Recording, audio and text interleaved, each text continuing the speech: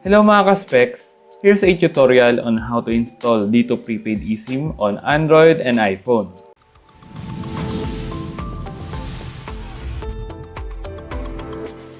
By the way, nabili nga pala natin itong DITO Prepaid eSIM natin sa Shopee for only 99 pesos.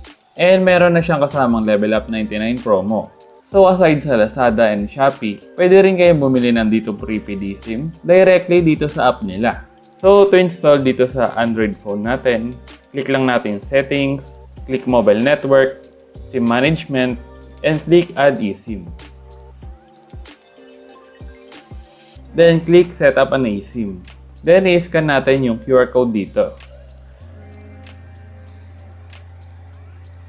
So after scanning, click lang natin Setup, click Settings.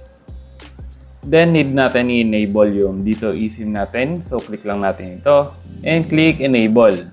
And activated na yung DITO Prepaid eSIM natin dito sa Android phone. So let's install naman dito sa iPhone natin. So click lang natin Settings, Cellular, Add eSIM, and use QR code. So scan QR code lang natin. And i-scan lang natin yung QR code dito. Then, pwede na natin i-activate. So, click Continue, click Done, then i-set up lang natin ito.